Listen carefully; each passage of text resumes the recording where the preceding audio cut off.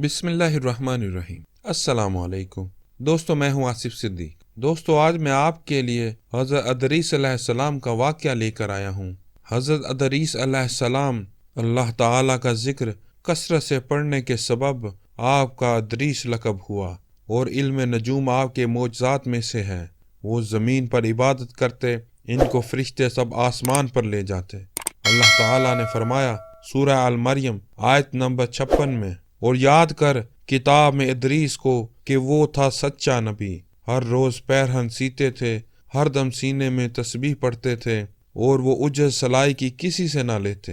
ایک روز کا ذکر ہے کہ وہ اپنے کام سے فراغت پا کر بیٹھے تھے کہ اسی وقت ملک الموت امر الہی سے آدمی کی صورت بن کر مہمان کے طور پر رات کو حضرت ادریس علیہ السلام کے دروازے پر آ پہنچے۔ حضرت صائم الدہر تھے۔ جب شام ہوتی، افطار کرتے وقت کھانا آپ کا بہشت سے آتا، جس قدر چاہتے کھا لیتے، باقی کھانا پھر بہشت میں چلا جاتا۔ اور اس دن کا کھانا جب بہشت سے آیا تو حضرت ادریس علیہ السلام نے وہ کھانا اس مسافر کو پیش کر دیا۔ مسافر نے کچھ نہ کھایا، قدم پر قدم رکھ کر عبادت کرتا رہا۔ حضرت ادریس علیہ السلام ان کا یہ حال دیکھ کر متعجب ہوئے کہ یہ کون شخص ہے۔ جب صبح ہوئی، حضرت ادریس علیہ السلام نے ان سے کہا کہ اے مسافر، تم میرے ساتھ چل کہ خدا کی قدرت صحرا میں جا کر دیکھو۔ تب دونوں بزرگ گھر سے میدان کی طرف نکلے، جاتے جاتے ایک گیہوں کے کھیت میں جا پہنچے۔ حضرت ملک الموت نے کہا چلو اس کھیت سے چند خوشے گیہوں کے لے کر ہم تم مل کر کھائیں۔ حضرت ادریس علیہ السلام نے فرمایا کہ عجب ہے کہ تو نے شب گزشتہ کو کھانا حلال نہ کھایا، اب حرام کھانا چاہتا ہے۔ پھر وہاں سے دونوں بزرگ ایک دوسرے باغ میں جا پہنچے، اور وہاں بھی انگور دیکھ کر حضرت اسرائیل علیہ السلام نے کھانے کا قصد کیا۔ حضرت ادریس علیہ السلام نے فرمایا کہ تصرف ملک غیر میں حرام ہے۔ پھر جاتے جاتے ایک بکری دیکھ کر اسرائیل علیہ السلام نے کھانے کا ارادہ کیا۔ پھر حضرت ادریس علیہ السلام نے کہا کہ بیگانی بکری کو ذبح کر کے کھانا ممنوع ہے۔ بس اسی طرح 3 روز تک دونوں باہم گفتگو کرتے رہے۔ ادریس علیہ السلام نے معلوم کیا کہ یہ کون شخص ہے اور بنی آدم میں سے معلوم نہیں ہوتا۔ تب حضرت ادریس علیہ السلام نے فرمایا کہ خدا کے واسطے ظاہر تو کرو کہ تم کون ہو۔ اس نے عرض کیا کہ میں اسرائیل ہوں۔ تب حضرت ادریس علیہ السلام نے فرمایا کہ بھائی، کیا سب مخلوقات کی جان تم ہی قبض کرتے ہو؟ انہوں نے کہا کہ ہاں۔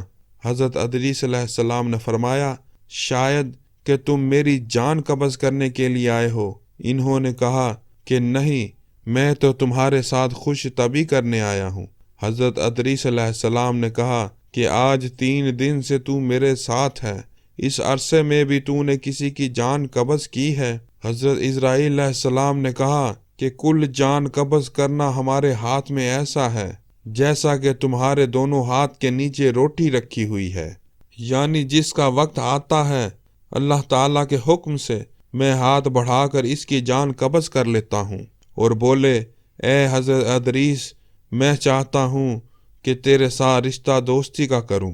حضرت ادریس علیہ السلام نے فرمایا کہ میں تیرے ساتھ رشتہ دوستی کا تب کروں گا کہ تلخی جان کی ایک بار تو مجھ کو چکھا دے، تاکہ خوف اور عبرت مجھے زیادہ ہو، اور پھر عبادت اپنے خالق کی زیادہ کروں۔ ملک الموت نے کہا کہ بے رضا الہی کسی کی جان قبض نہیں کر سکتا ہوں۔ تب حضرت ادریس علیہ السلام نے خداوند قدوس کی درگاہ میں عرض کی، حکم ہوا کہ جان حضرت ادریس علیہ السلام کی قبض کر۔ انہوں نے حضرت ادریس علیہ السلام کی جان قبض کر لی۔ پھر ملک الموت نے خدا کی درگاہ میں دعا مانگی۔ پھر اللہ تعالیٰ نے ان کو زندہ کیا، اور حضرت ادریس علیہ السلام نے اٹھ کر ملک الموت کو اپنی گود میں لے لیا۔ دونوں نے آپس میں رشتہ دوستی کا لگایا۔ پھر ملک الموت نے ان سے پوچھا اے بھائی، تلخی جان کنی کی کیسی تھی؟ وہ بولے کہ جیسے کسی زندہ جانور کی کھال سر سے پاؤں تک کھینچی جاتی ہے۔ ملک الموت نے کہا اے بھائی، قسم ہے رب العالمین کی، جیسا کہ میں نے تیرے ساتھ احسان کیا ہے ایسا کسی کے ساتھ نہیں کیا۔ حضرت ادریس علیہ السلام نے فرمایا اے بھائی، مجھے دوزخ دیکھنے کا شوق ہے، تو مجھ کو اس کے دروازے تک لے چل، تاکہ اس کے دیکھنے سے خوف الہی زیادہ ہو اور میں پھر عبادت زیادہ کروں۔ پھر ان کو بہشت کے دروازے پر لے گئے اور انہوں نے بہشت کے مناظر اپنی آنکھوں سے دیکھے۔ پھر کہنے لگے، اے بھائی، میں تلخی جان کنی کی چکھ چکا ہوں اور دوزخ بھی دیکھی، مگر جگر میرا مارے پیاس کے جل گیا۔ اجازت ہو تو بہشت میں جا کر ایک پیالہ پیوں؟ تب اس نے کہا، تم وہاں سے واپس آنے کا عہد کرو۔ بوجہ شدید پیاس کے حضرت ادریس علیہ السلام نے واپس آنے کا عہد کیا کہ میں واپس آ جاؤں گا، اور بحکم الہی اپنی نالین درخت طوبہ کے نیچے چھوڑ کر بہشت میں داخل ہو گئے، کیونکہ عہد باہر آنے کا کیا تھا، اور نالین کو بھی درخت طوبہ کے نیچے چھوڑ آئے تھے۔ بہشت سے باہر نکل کر اپنی نالین کو لے کر بہشت میں جا کر درخت پر جا بیٹھے۔ کچھ دیر کے بعد ملک الموت نے ان کو آواز دی کہ اے بھائی، تاخیر مت کرو۔ اس کے جواب میں حضرت ادریس علیہ السلام نے فرمایا، سورہ آل عمران آیت نمبر 185 میں اللہ تعالیٰ فرماتا ہے، کل نفس ذائقۃ الموت، ہر جی کو موت کا ذائقہ چکھنا ہے۔ اب تو میں مزہ جان کنی کا چکھ چکا ہوں۔ اور حق تعالیٰ فرماتا ہے سورہ آل مریم آیت نمبر 71، اور نہیں کوئی تم سے جو نہ پہنچے گا اس میں، سو میں دوزخ میں بھی پہنچ چکا ہوں۔ اللہ تعالیٰ قرآن میں فرماتا ہے، نہ پہنچے گی وہاں ان کو کچھ تکلیف، اور نہ ان کو وہاں سے کوئی نکالے گا، یعنی جو بہشت میں گیا پھر وہ باہر واپس نہ آئے گا۔ اے بھائی، اب میں ہرگز باہر نہیں آؤں گا۔ درگاہ باری سے آواز آئی، اے اسرائیل، تو حضرت ادریس علیہ السلام کو چھوڑ کر چلا جا، میں نے ان کی تقدیر میں یہی لکھا تھا۔ حضرت ادریس علیہ السلام تو بہشت میں چلے گئے، مگر فرزند ان کے سب فراق سے شب و روز گریہ و زاری میں رہتے۔ ایک روز ابلیس لعین ان کے پاس آیا اور کہا کہ تم مت رویا کرو، میں تمہارے باپ کی سی ایک صورت بنا دیتا ہوں، تم اس کو شب و روز دیکھا کرو اور پوجو، اس سے تمہارا سب درد، دکھ اور غم جاتا رہے گا اور تم سب خوش رہو گے۔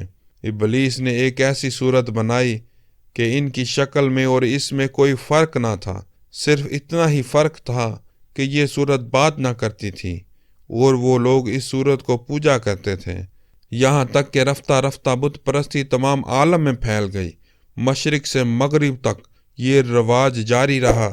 کوئی آدمی اللہ تعالیٰ کو نہ جانتا تھا، علم و عمل ان میں مفقود تھا۔